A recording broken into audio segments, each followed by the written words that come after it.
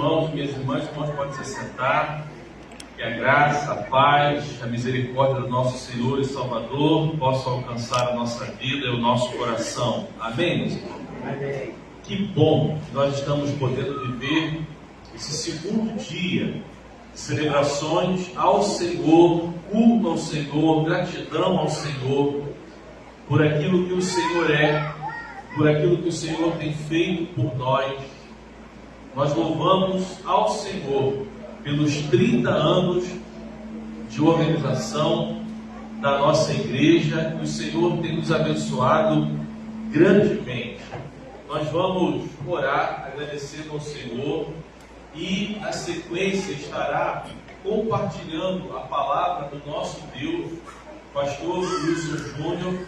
Ele é pastor da primeira igreja batista no Baixo Grande, né? Ele, juntamente com a irmã Samir, sua esposa Catarina, né? O irmão João também, eram ovelhas queridas, né?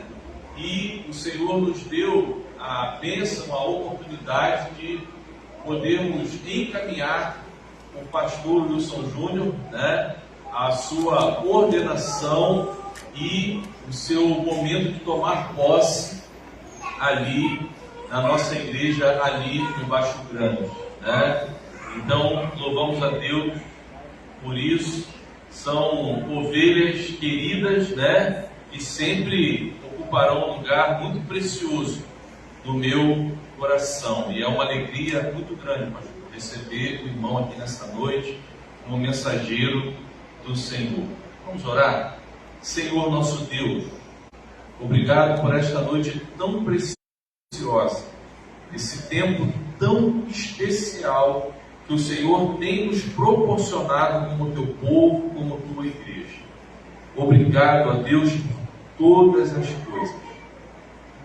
Obrigado por essas celebrações de 30 anos, ó Deus. Obrigado por essa história tão linda que o Senhor continua a escrever. E nesse tempo usando as nossas vidas. Assim como o Senhor usou servos e servas tão preciosas no início de tudo, ao longo dos anos. Alguns, ó Pai, se encontram contigo, alguns estão entre nós, outros, ó Pai, estão servindo ao Senhor em lugares muito diferentes, ó Pai, mas permanecem com fidelidade diante do Senhor. Obrigado, Deus. Capacita-nos para vivermos aquilo que o Senhor tem para nós. Deus querido, abençoa a vida do pastor Wilson Júnior. Usa o teu filho nesta noite, segundo a tua vontade. Abençoa a irmã Samir, sua esposa, Catarina, sua filhinha, o irmão João, que está aqui conosco nessa noite, cada irmão, cada irmã da tua igreja ali, ó Pai, no Baixo Grande. Sustenta aquele povo, ó Pai, para a honra e glória do teu nome. Te louvamos por tudo, orando no precioso nome de Jesus. Amém.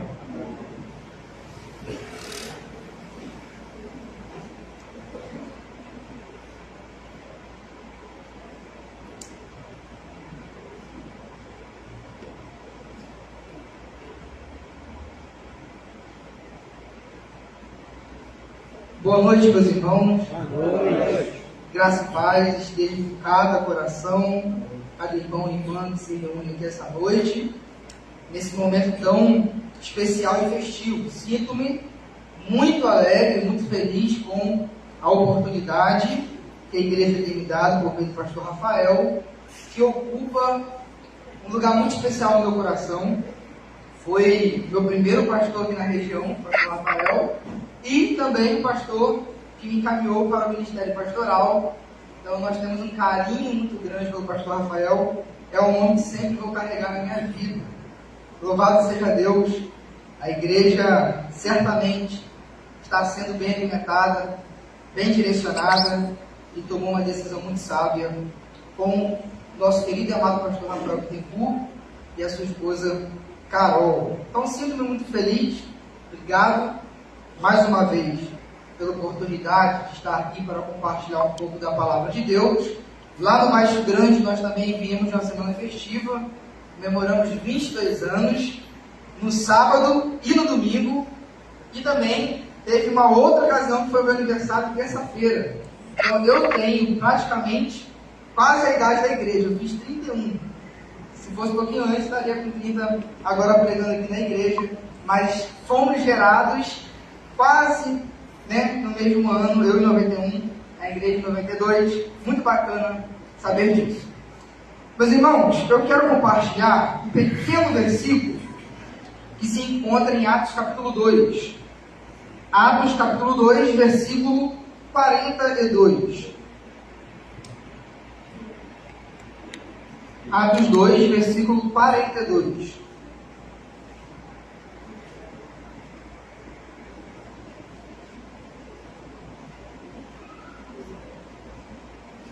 É um texto bem familiar, mas que traz grandes lições para a igreja e para o povo de Jesus Cristo. Atos capítulo 2, versículo 42. A minha versão, meus irmãos, é a NVT, então pode ficar um pouco diferente da maioria da igreja. Diz assim: todos se dedicavam de coração ao ensino dos apóstolos, à comunhão, ao partir do pão e à oração. Pai, mais uma vez nós rogamos a Ti o auxílio do Teu Santo Espírito para que os nossos corações estejam aptos a ouvir Tua palavra.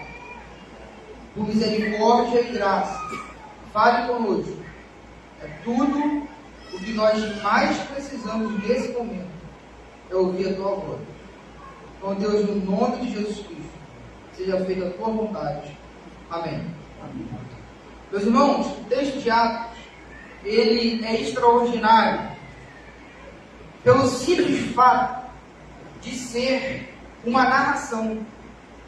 O evangelista Lucas, ao escrever Atos, ele aqui não está prescrevendo o que a igreja deveria ser e fazer. Lucas está simplesmente anotando. Lucas está simplesmente descrevendo o que a igreja vivia neste momento tão embrionário e tão importante, que era o estabelecimento da igreja de Jesus Cristo.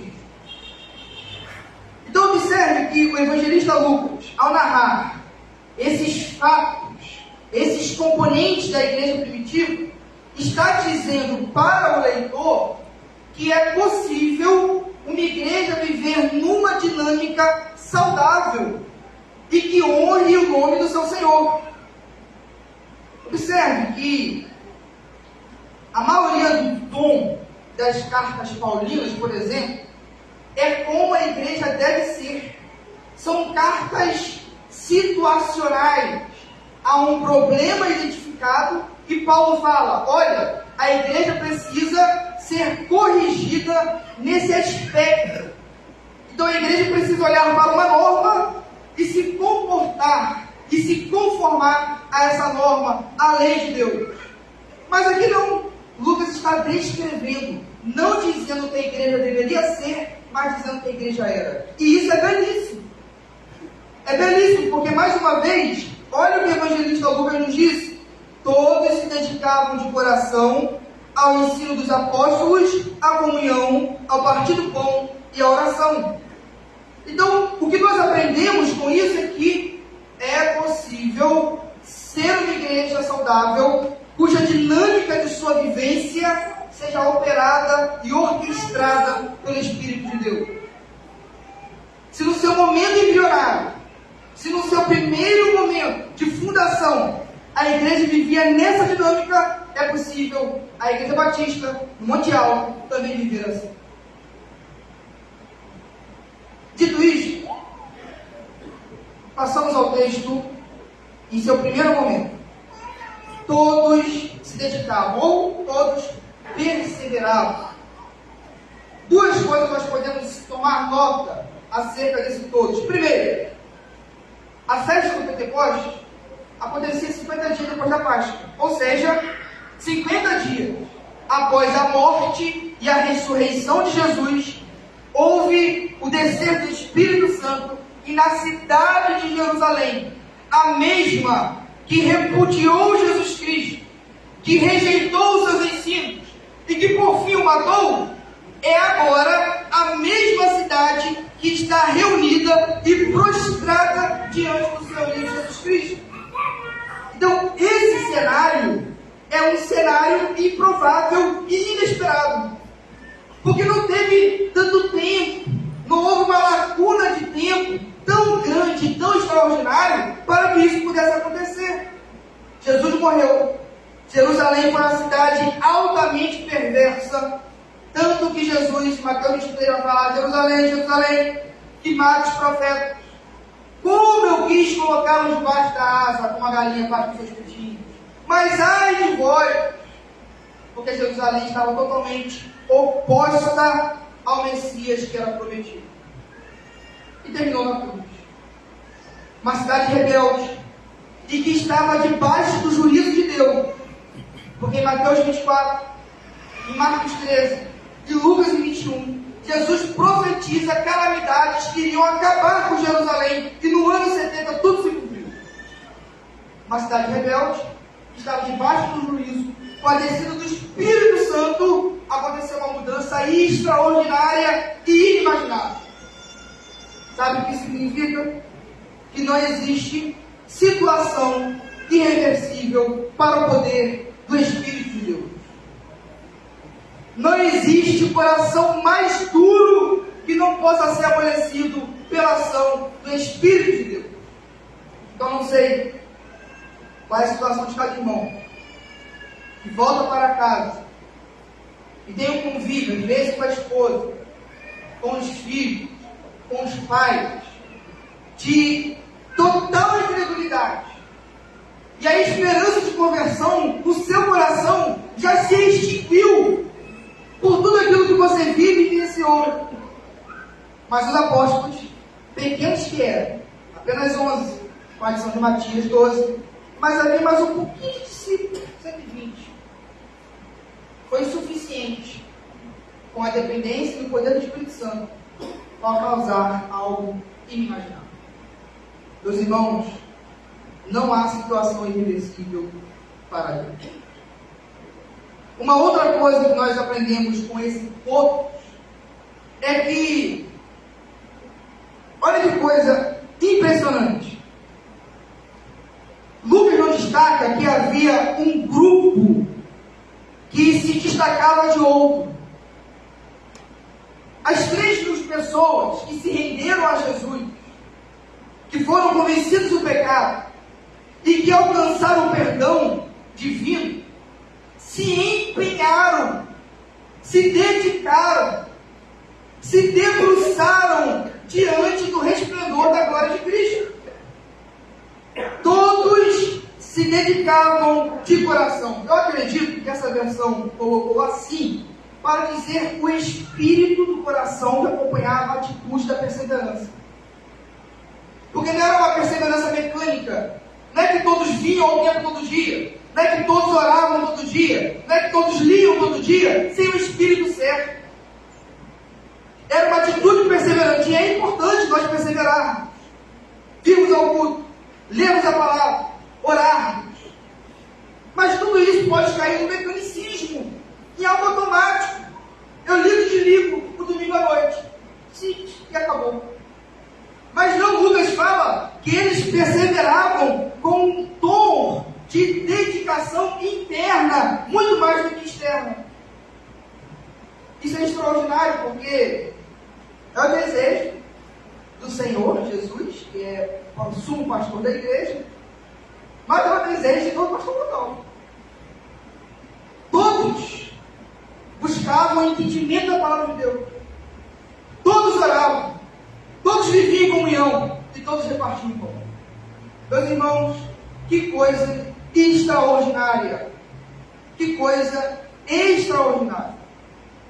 Então eu não sei qual é a situação do seu coração nesta noite. Se está frio. Ou se já caiu no mecanismo da religião. Mas, meus irmãos, o Espírito de Deus quer soprar sobre a sua vida e trazer dinâmica do alto para que você possa operacionar sua vida de acordo com o Espírito Santo. Todos se dedicavam de coração ao ensino dos apóstolos.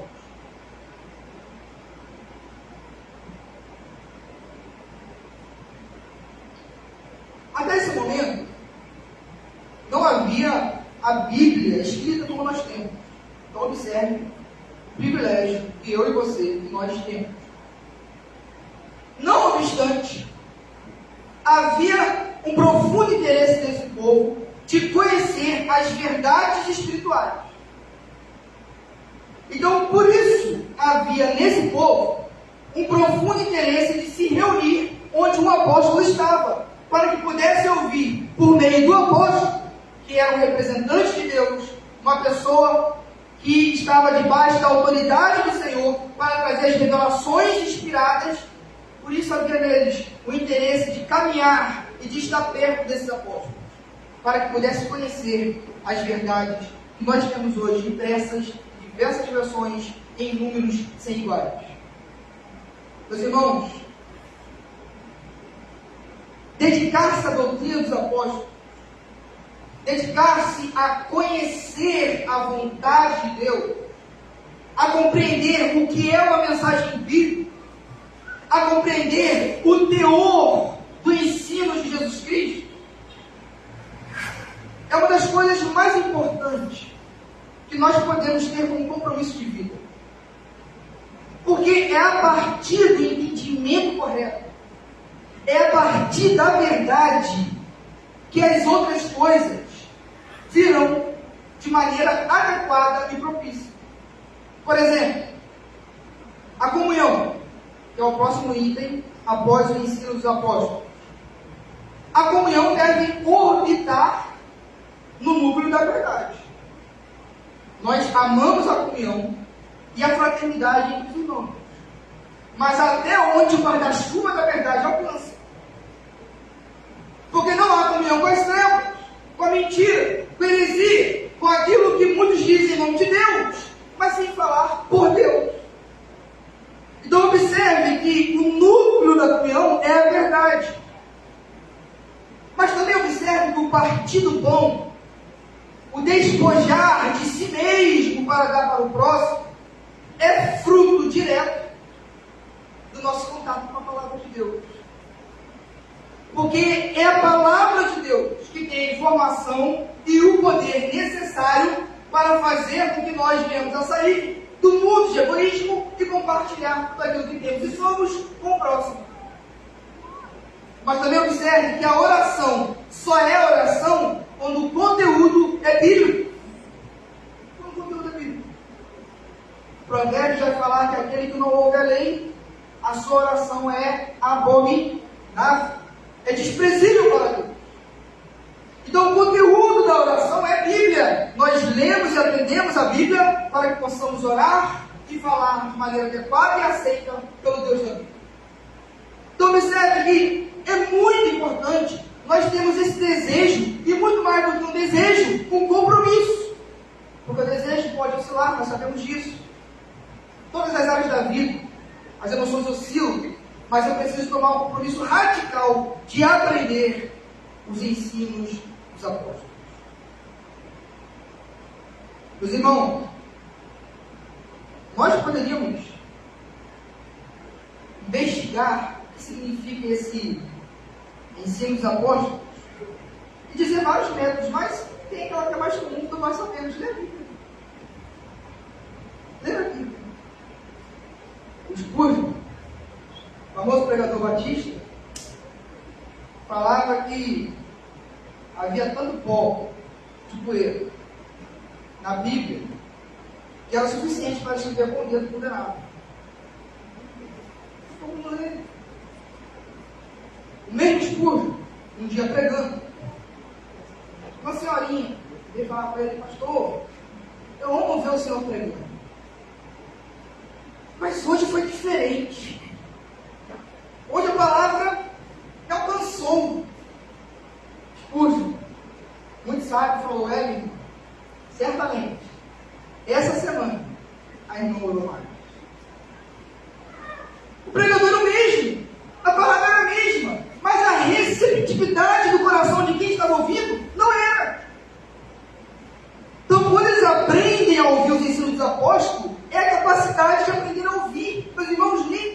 vocação para falar. O maior medo do mundo é falar em público. Mas todos nós, de membro a pastor, temos a vocação de dever de ouvir. Ser cristão é aprender a ouvir. Porque a palavra de Deus é o próprio Cristo, que é o Logos encarnado. Pois bem,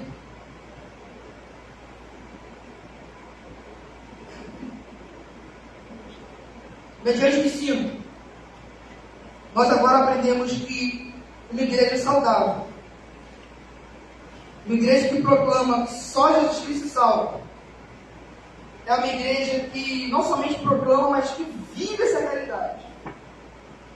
E se Jesus salva, e nós cremos nisso, mas se Jesus salva e eu de fato sou salvo, eu vou produzir frutos. E o fruto dessa salvação vai desembocar inevitavelmente em comunhão. Comunhão. O que é comunhão? Que é algo comum. E aqueles que foram alcançados pela graça de Jesus Cristo têm algo em comum que é maior do que qualquer outra coisa em comum que você tem com outra pessoa. Laço sanguíneo, time de futebol, naturalidade. As coisas em comum nos aproximam. Não é verdade? Quando, um tempo atrás, eu e minha esposa estávamos numa caminhada missionária. A gente passou um tempo no seminário, fomos para uma escola de missões, iríamos para o México, depois para a Espanha. E uma das coisas que era legal é que enquanto a gente caminhava em direção ao campo, mas nós não fomos. Uma coisa que era legal é quando encontrava alguém, você é do Rio, sou do Rio, de qual cidade? Aí quando chegava próximo da região dos lagos, nossa, o que tem algo comum? Aquilo que é em comum te atrai. Só que isso é uma coisa pequena, é tão relevante. Agora, a comunhão que os santos têm no núcleo dessa comunhão aquilo que de maior pode existir, que é o Cristo, o Rei da Glória. Então não tem como um cristão relativizar a comunhão. Não tem como ser crente sozinho. Porque afinal de contas nós somos salvos em Cristo para o corpo. Então, meus irmãos, o fruto da salvação e do entendimento correto das Escrituras vai fazer com que você e eu, que nós, todos, venhamos a valorizar a comunhão, que é uma dádiva de Deus para a sua igreja. Meus irmãos, eu nunca perdi por escolher frequentar o culto. Nunca perdi. Nunca.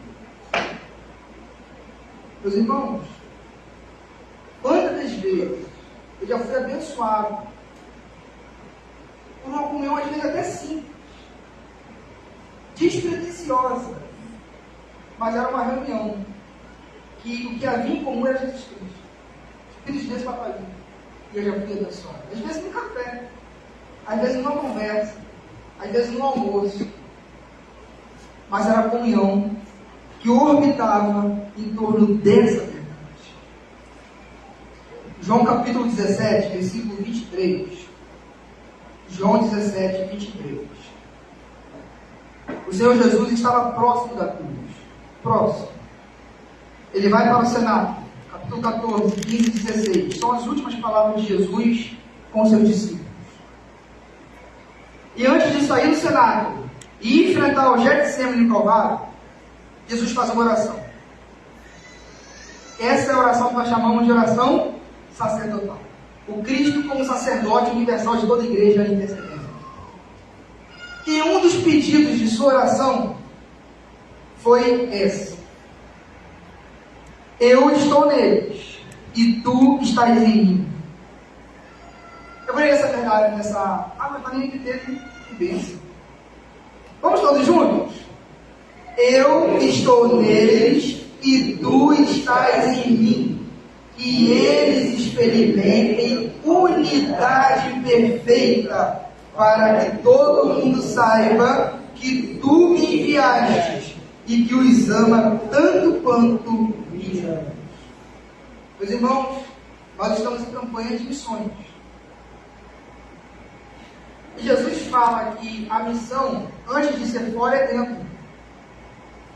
Porque por meio da comunhão, da unidade perfeita, nós não vamos precisar fazer muito esforço para aqueles que estão fora vejam o poder de Deus manifestado no seio da igreja. Olha que coisa extraordinária. Então, às vezes, a gente quer arregaçar a manga e alcançar lá fora, mas eu não me dou bem com o que está aqui dentro. E essa comunhão é esse poder de despojar de mim mesmo, para que eu possa compartilhar e viver com o outro, traz a luz de Cristo para a sociedade, e as pessoas vão perceber uma sociedade diferente, um organismo diferente, um estilo de vida diferente. Poxa, que povo que se ama, que povo que se trata bem, onde não há partidarismo, panelinha, onde todos são iguais e todos se amam para a glória de Deus. Paulo enfrentou uma dificuldade enorme em Corinto, que era o partidarismo. A igreja se levanta, ao invés de proclamar o Cristo, eu sou de Paulo, eu sou de apóstolo. Isso não deve existir, meus irmãos. A comunhão deve equalizar todos nós diante da mesa do Senhor. Pois bem, até mesmo como corolário da comunhão, o partido bom é inevitável. Porque na comunhão a gente se conhece. E em se conhecendo, sendo tabernáculos do Espírito Santo, tornamos-nos sensíveis para a vontade de Deus, mas também tornamos-nos sensíveis para a necessidade do próximo. Por isso nós partimos o pão. Como é bonito uma igreja, como é bonito quando o povo de Deus se junta para que a necessidade do irmão, a necessidade da irmã, do próximo, seja a nossa necessidade. E sendo nossa, a gente resolve a necessidade do irmãozinho que está tão necessitado. Nós temos diversos exemplos nas Sagradas Escrituras acerca desse tema. Um deles, nós podemos ver em Atos 4.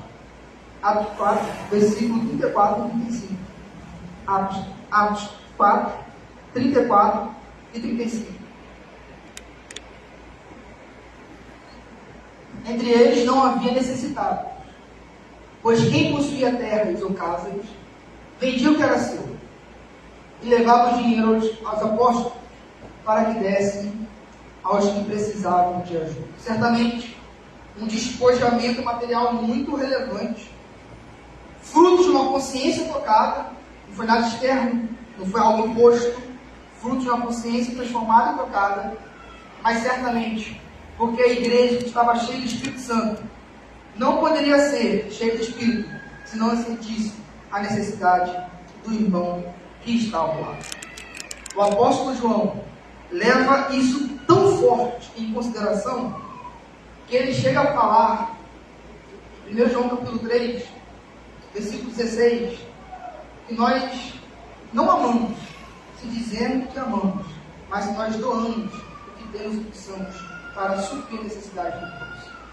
Então é algo extraordinário, meus irmãos, o que essa igreja estava vivendo. E por fim, todos eles se dedicavam à oração. Todos eles se dedicavam à oração. Meus irmãos, não há avanço na força do poder do nosso braço. Nós somos altamente limitados. E se nós corrermos toda a Bíblia, Abraão orou, Moisés orou, Davi orou, os profetas oraram, os apóstolos oraram, a igreja embrionária orou, Cristo, que é Deus encarnado, passou tempos e tempos orando. Quem somos nós para desprezarmos tão importante disciplina espiritual na nossa vida? Não há avanço do reino sem oração. Um livro até muito famoso acerca da oração é Poder através da Oração, de Ribaldo. Ele fala o seguinte: quando o homem trabalha, mas quando Deus ora, Deus trabalha. Quando o homem ora, Deus trabalha. Eu não preciso fazer nenhuma pergunta quem trabalha melhor. Somos nós ou Deus. Não preciso fazer nenhuma pergunta quem tem mais capacidade, força e sabedoria para fazer o reino de Deus avançar. Somos nós ou Deus. Há uma dádiva, uma bênção espiritual para todos aqueles que se dedicam a essa disciplina da oração. Meus irmãos, o próprio ato de orar em si já nos traz bênção, independente da resposta. Porque quando o ato de orar é um ato de orar de verdade, não apenas algo mecânico, o próprio ato em si já produz em nós uma consciência cada vez maior de dependência de Deus. E o primeiro passo do Sermão da Montanha é qual? Bem-aventurado os humildes. Não há degrau para ser subido na vida cristã sem nós reconhecermos a nossa dependência, a nossa carência, a nossa necessidade. Portanto, a vida cristã, a vida de uma igreja saudável, dinâmica no poder do Espírito, é a vida de alguém, é a vida de uma igreja que se dedica à disciplina da oração. Nada é mais importante para avançarmos o reino de Deus, senão por meio da oração. Meus irmãos, eu encerro apenas citando e trazendo um pouquinho de aplicação do versículo 43. E havia neles, e havia todos neles, um profundo temor. Um profundo temor. Temor é uma palavra até que está em desuso. É desuso. Mas o que é o temor? O temor é quando a igreja é tomada de tal maneira pela glória e pela santidade de Deus, é fascinada pela beleza da Santíssima Trindade, encontra no Senhor o seu fim último, a coisa mais extraordinária da vida, que tudo aquilo que se coloca entre Ele e Deus, tudo é desconsiderado. Que é o temor? Eu tenho tanto medo de perder o meu relacionamento com Deus, de entristecer o Espírito Santo, que eu tenho medo de pecar, que eu vou lutar para subjugar os meus desejos carnais à cruz de Cristo e dar um fruto de santidade para a glória de Deus. Independe do que seja, tudo aquilo que se coloca entre você e Deus, um relacionamento, um namoro, uma amizade, forma de ganhar dinheiro, tudo aquilo que seja ilícito, seja pecado, o temor é tão grande que eu falo, meu Deus, o que eu estou fazendo? É por falta de temor que eu abro mão de Deus para amar mais minha namorada. É por falta de temor que eu abro mão de Deus por causa do dinheiro. É por falta do temor que eu largo qualquer coisa por causa de Deus. Mas quando eu temor, eu largo qualquer coisa por causa de Deus. A coisa inverte. É necessário um profundo senso, meus irmãos, de temor da santidade da pessoa de Deus. Sem o vislumbre dessa glória, nós caminharemos de maneira não tão profunda e adequada como poderíamos caminhar. Nós precisamos avaliar nossa vida, meus irmãos, e ter medo de pecar contra Deus, de manchar esse relacionamento e de dedicar-se totalmente ao Senhor. Assim, nós teremos poder e capacidade para proclamar que só Jesus Cristo salva. Só Jesus Cristo salva. E não somente poder e autoridade, mas testemunho material e visível desse poder que salva. Amém, meus irmãos? Amém. Eu quero falar o tema da lição toda a igreja. Vamos lá? Só Jesus Cristo salva. Só Jesus Cristo salva. Louvado seja Deus. Eu sei que você que está aqui é um testemunho dessa salvação e nós nos alegramos por isso. Amém. Deus abençoe a igreja. Batista do Monte Alto, que foi uma alegria enorme poder estar aqui compartilhando essa palavra. Estou.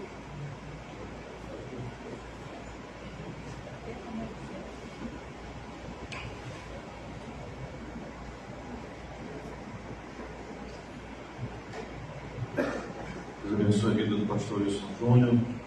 O grupo Arma estará louvando ao Senhor neste momento.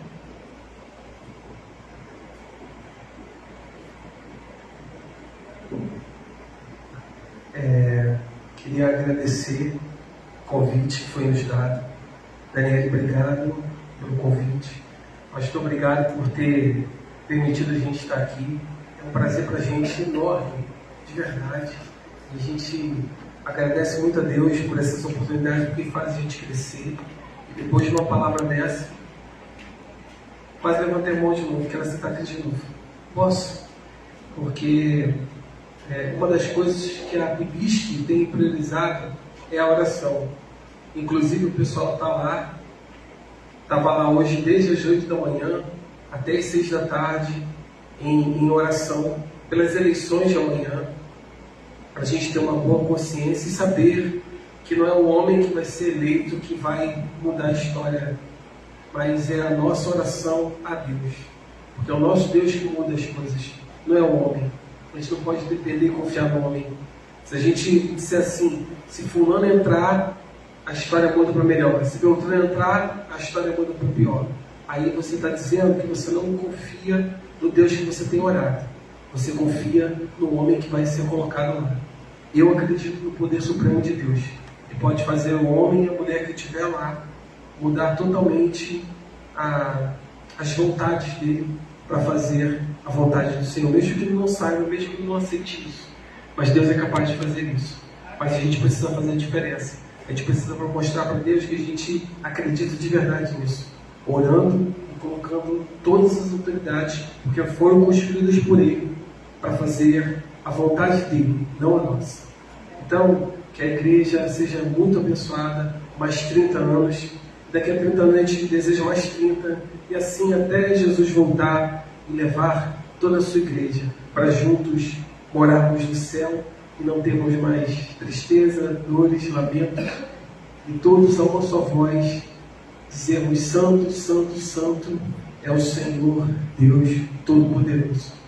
Então, adore o Senhor com essa canção, uma canção bem antiga, e se você conhecer a letra, pode cantar com a gente, tá bem?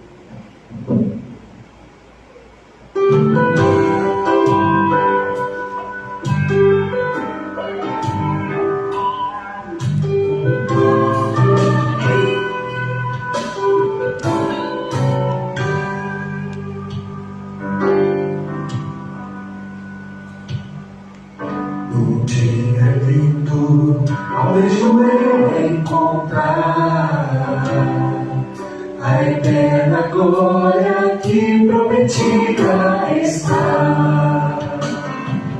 Luz e alegria possível sentir, pois Jesus Cristo já está por vir. Jesus virá outra vez aqui.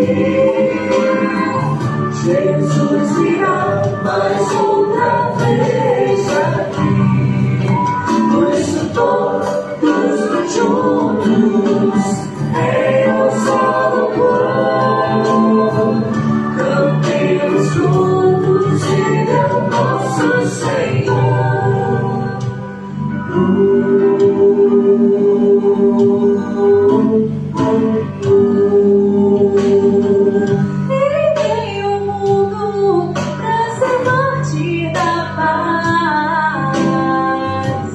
Foi tentado e não pecou jamais. A sua vida foi exemplo de amor. Por isso eu canto, Ele é o nosso Senhor. Jesus virá outra vez aqui. Jesus virá mais outra vez aqui. Por isso todos juntos em um só louvor cantemos todos Ele é o nosso Senhor.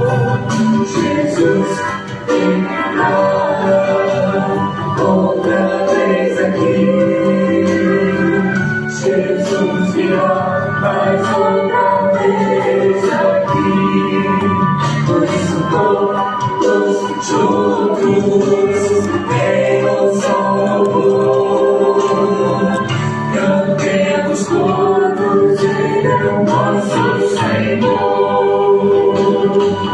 cantemos todos, Ele é nosso Senhor. Cantemos todos, Ele é nosso Senhor.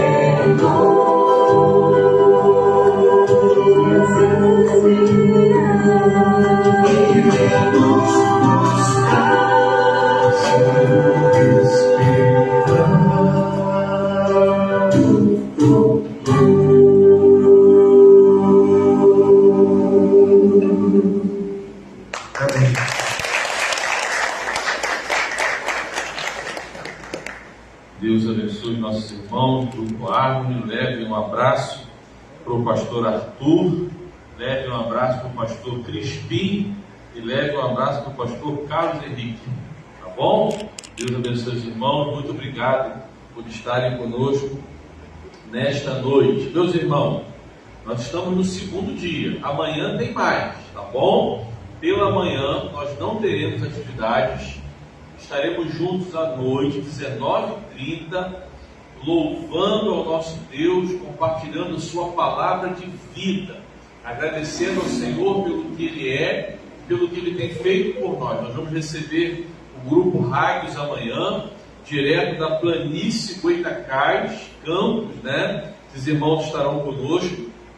E também o pastor Marcos Magalhães, da Segunda Igreja Batista em Arraial do Cabo. Segunda-feira, o dia de organização da nossa igreja é 31 de outubro. Então, o dia do aniversário mesmo é 31 de outubro. E segunda-feira a gente vai estar aqui, irmãos, louvando, adorando, exaltando ao nosso Deus.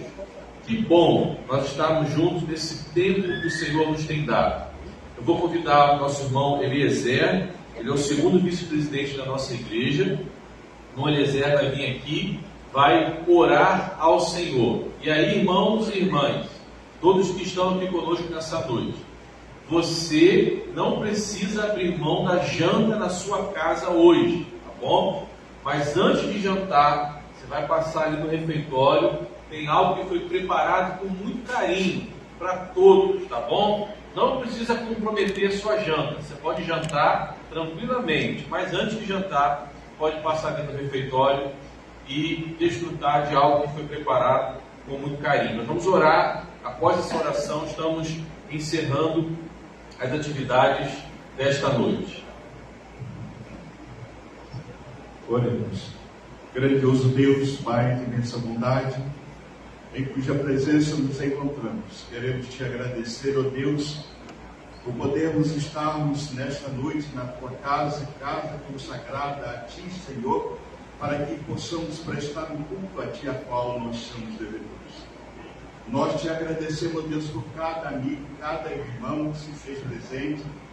Ó Deus, pela tua mensagem que trouxe aos nossos corações, porque foi do teu coração para o nosso coração.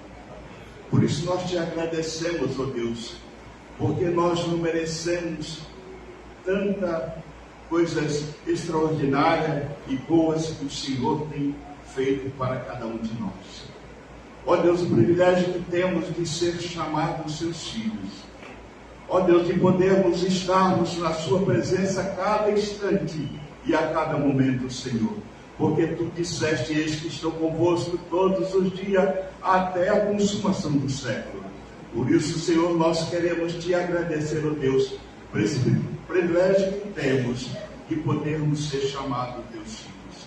Ó Pai, nós te pedimos ainda, Senhor, para o restante desta noite, Senhor, que nós vamos ter, que o Senhor possa estar nos confortando, orientando naquilo que precisamos, dando-nos uma noite de paz. Também te pedimos, Senhor, para o restante da recepção que vai ser feita, Senhor, que todos possam participar e sentir-se alegre em nosso meio, porque o Senhor diz: a alegria do Senhor é a nossa força.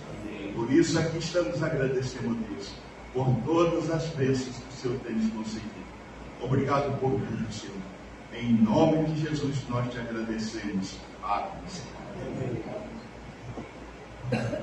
Deus abençoe. Estamos ensinando, meus irmãos, a atividade desta noite, momento de pós-lúdio. Que você possa agradecer ao Senhor em oração no seu local, pelo que Ele é, pelo que Ele tem feito. Deus abençoe os irmãos.